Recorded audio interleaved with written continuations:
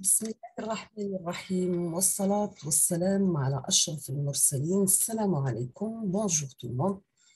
Donc, suite à la demande de plusieurs abonnés, je vais faire série de vidéos sur le module traitement de données avec MATLAB. Donc, je vais proposer des cours avec des TP avec leurs solutions. Sur le traitement de MATLAB, soit on va faire traitement de signal ou bien traitement d'image. On va commencer d'abord, avant de faire les TP avec correction, on va faire des supports de cours. Je vais partager avec vous des supports de cours sur le module traitement d'image ou de signal sous MATLAB. On va commencer par une introduction. Donc, le mot MATLAB, ça vient du mot Matrix Laboratory. Donc, c'est un langage de programmation et environnement de développement pour le calcul numérique et la visualisation.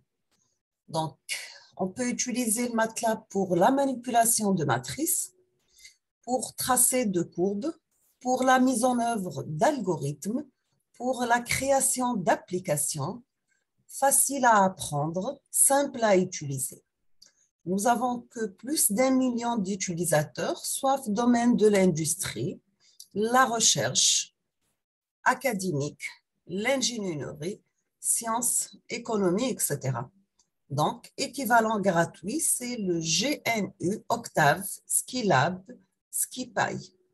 Donc, voici Clever Moller, le concepteur du langage MATLAB, fin des années 70 en Fortran.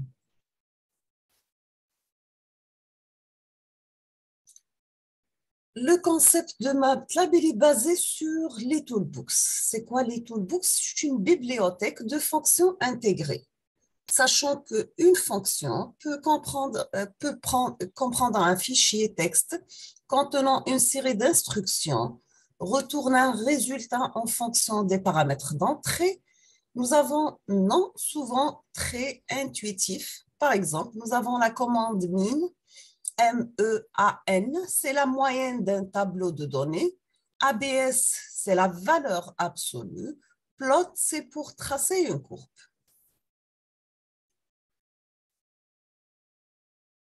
Donc, on a dit que le concept de MATLAB, c'est bien sûr les toolbooks. Nous avons toujours une bibliothèque de fonctions intégrées, des centaines de commandes prédéfinies pour effectuer des calculs plus ou moins courants et spécifiques. Bien sûr, à partir des données, soit les données mathématiques élémentaires, ou bien des calculs matriciels, résolution d'équations linéaires et non linéaires, statistiques descriptives, interpolation monodimension, traitement du signal, la convolution, la transformée de Fourier, les filtres, etc., les graphiques 2 dimensions, 3 dimensions, l'histogrammes, les barres d'erreur, etc., lecture et écriture de fichiers de données,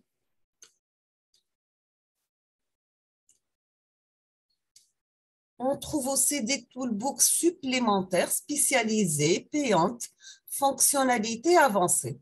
On trouve Signal Processing, Image Processing, Statistiques, Wavelet, etc. Nous avons aussi des toolbooks développés dans des domaines spécifiques par le monde académique, souvent libre d'accès. Vous avez le SPM8, le traitement et analyse de données DRM fonctionnelles. Nous avons le EEG Lab, ce sont des données EEG. Le field trip, ce sont des données MEG.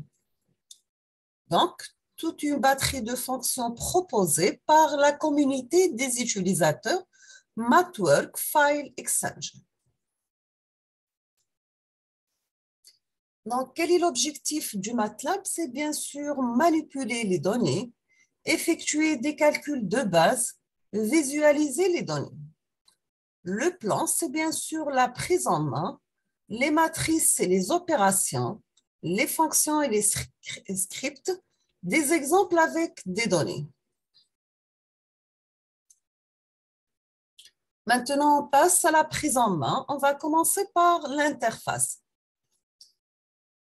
Voici un exemple d'interface. Donc, vous trouvez le home, les plots, les applications, pour soit d'avoir nouveau fichier, new, open, ouvrir un fichier qui est déjà sauvegardé. Donc, new variable, open variable, clear workspace, run and time, etc. Donc, on trouve ici les commandes Windows, par exemple, load macdata.mat, c'est pour avoir des fichiers déjà sauvegardés sur MATLAB. House, c'est pour citer les noms de variables utilisées avec leur taille et leurs caractéristiques.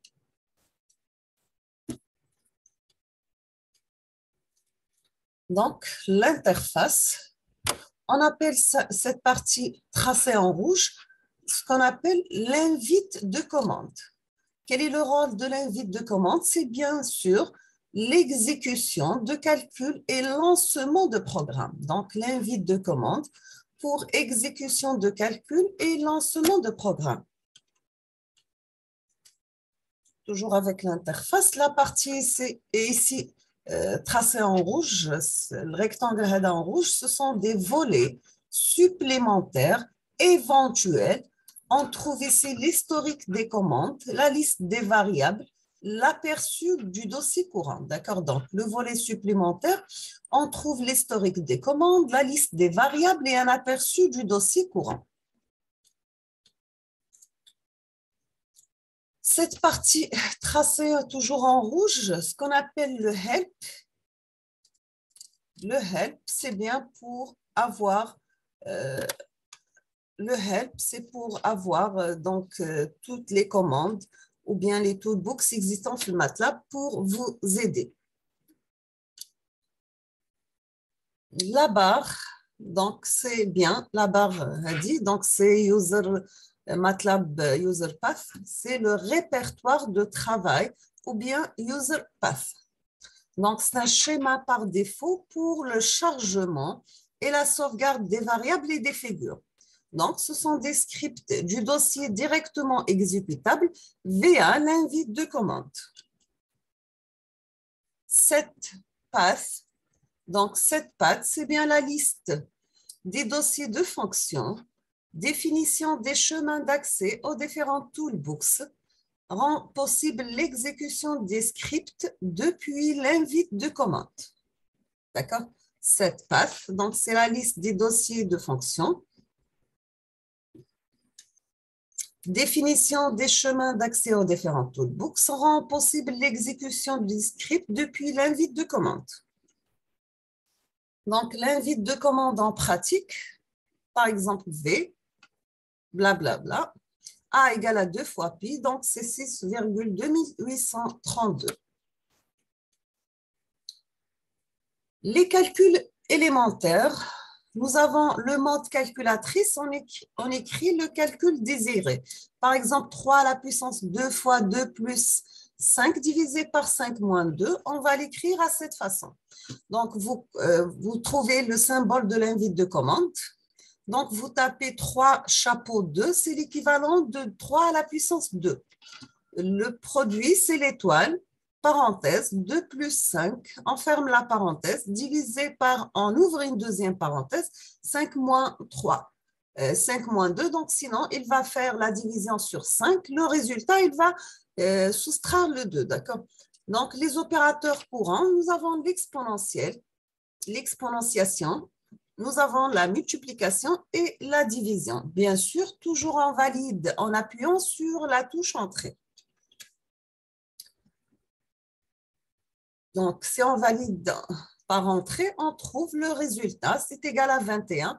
ANS, c'est le résultat assigné à la variable ANS, answer. D'accord? Donc, soit vous mettez x égale, donc vous trouvez la variable x égale à 21. Si vous ne mettez pas de variable, voie par défaut, il va affecter le résultat à une variable answer. Toujours avec les calculs élémentaires, si on va mettre 1 divisé par 2, donc 21 divisé par 2, c'est 10,5. Donc, la valeur décimale.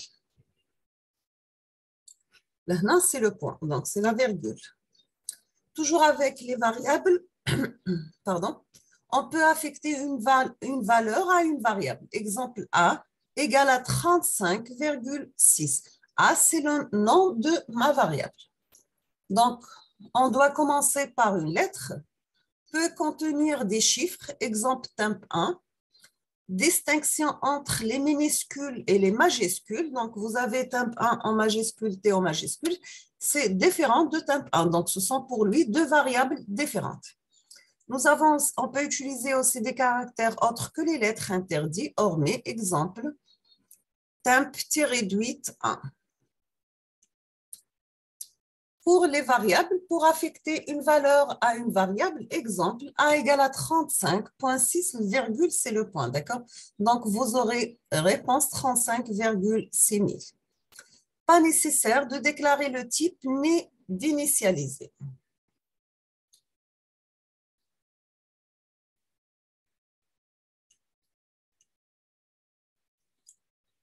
Donc, affecter une valeur à une variable, si on met A égale à 35,6, donc vous aurez comme réponse A égale à 35. Et si on met B égale à 273,15, on termine la commande avec point-virgule, il ne va pas afficher le résultat. Donc, on n'aura pas d'affichage de résultat. C'est-à-dire, il va faire l'opération, mais il n'a pas affiché. Ici, nous n'avons pas point-virgule. Si on met point-virgule, on n'aura pas l'affichage de résultat.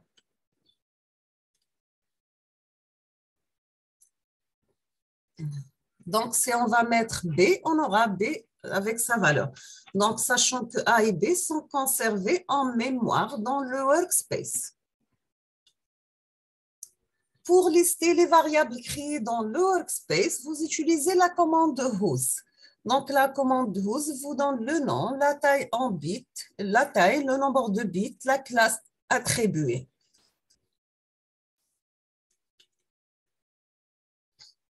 On peut aussi affecter une valeur à une variable.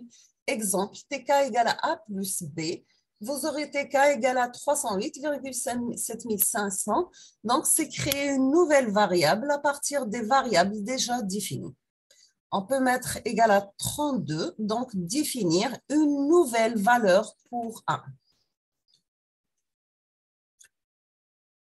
Affecter une valeur à une variable, si on met tk égale à A plus B, on aura tk égale à 305,1500. Donc, pour afficher à nouveau l'équation écrite précédemment, utilisez la flèche directionnelle du clavier.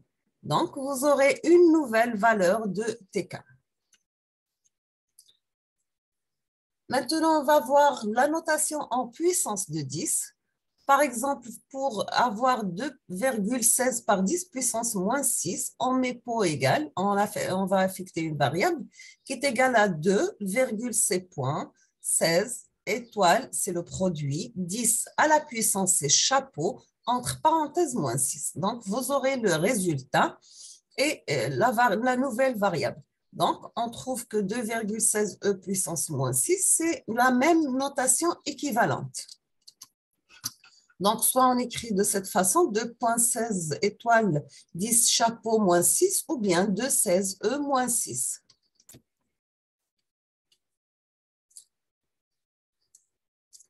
Maintenant, pour les variables, nous avons que les variables du workspace sont effacées à la fermeture de MATLAB. Pour les sauvegarder, vous utilisez save, le nom du fichier, myvar, par exemple, les variables à stocker, par exemple le A, le B, le TK. On trouve des fichiers math créés dans le dossier courant, donc ce qu'on appelle myvar.mat.